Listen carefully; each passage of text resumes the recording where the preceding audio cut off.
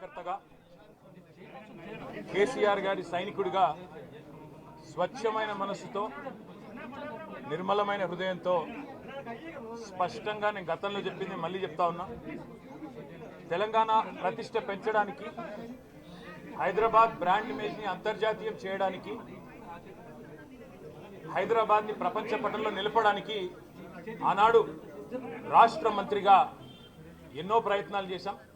ఆ ప్రయత్నాలు చాలా మేరకు ఫలించి హైదరాబాద్, తెలంగాణ భారతదేశంలోనే ఒక ప్రధానమైన నగరంగా ప్రపంచ దృష్టిని ఆకర్షించే స్థాయికి తీసుకొచ్చే విధంగా పనిచేశాం.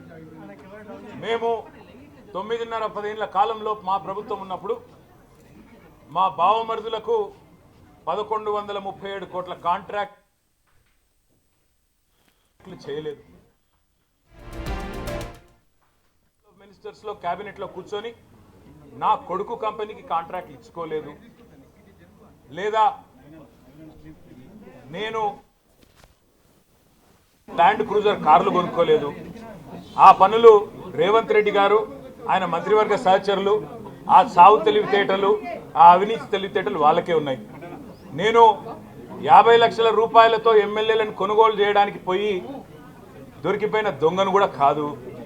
నేను నిఖార్సైన తెలంగాణ బిడ్డను. ఏ పని చేసినా తెలంగాణ కోసం, హైదరాబాద్ ప్రతిష్టలు పెంచడం కోసం చేశాను. అర పైసా అవినీతి కూడా నేను చేయలేదు, చేయబోను. సరే, ఇవాళ ఈ కొంచెం ఉర్రకుండా ఆగలుగుతారా?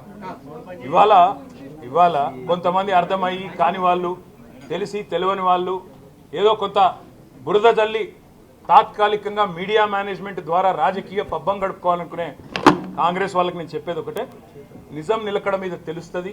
మీరు ఇవాళ చల్లే బురద ఎట్టి పరిస్థితుల్లో మా దృష్టి ఏదైతే కేంద్రీకరించబడిందో దాని నుంచి తప్పించలేదు. మేము మాట్లాడుతూనే ఉంటాం, కొట్లాడుతూనే ఉంటాం. గత సంవత్సర కాలంగా విద్యుత్ ఛార్జీలు పెంచవద్దని కొట్లాడింది టీఆర్ఎస్. లగచర్లలో నువ్వు రైతులను జైల్లో పెడితే అడ్డుకున్నది టీఆర్ఎస్. నువ్వు హైడ్రా పేరిట ఇండ్లు కూలగొడితే అడ్డుకున్నది టీఆర్ఎస్. 6 గ్యారంటీల అమలు నువ్వు చేయకపోతే నిలదీసింది అడుగడుగున కేసీఆర్ బృందం. తప్పకుండా మా దృష్టి మేము మళ్ళించాం. నువ్వేదో నా మీద కేసు పెట్టి నన్నేదో చేసి దానివల్ల మా పార్టీ క్యాడర్ను, మా నాయకత్వాన్ని నువ్వు దారి మళ్లింపు, దృష్టి మళ్లింపు దిశగా ప్రయత్నం చేస్తాను అనుకుంటున్నావు రేవంత్ రెడ్డి. అది నీ వల్ల కాదు. ముమ్మాటికి నువ్విచ్చిన 420 హామీలు ప్రశ్నిస్తూనే ఉంటాం. నువ్వు ఎన్ని కేసులు పెట్టినా, ఇది కాదు ఇంకో 100 పెట్టుకో, ఇంకో 1000 పెట్టుకో, ఎదుర్కొంటాం. న్యాయస్థానాల మీద, ఈ దేశంలోని చట్టాల మీద, భారత రాజ్యాంగం మీద మాకు సంపూర్ణమైన గౌరవం, సంపూర్ణమైన విశ్వాసం ఉంది. నువ్వు ఏ ప్రశ్నలన్నా అడుగు, సమాధానం మా కాడ ఉంది. ఎందుకంటే మేము నిజాయితీగా ఉన్నాం. నీలాగా లుచ్చా పనులు చేయలేదు, నీలాగా తుచ్చపు పనులు చేయలేదు, చేయబోము.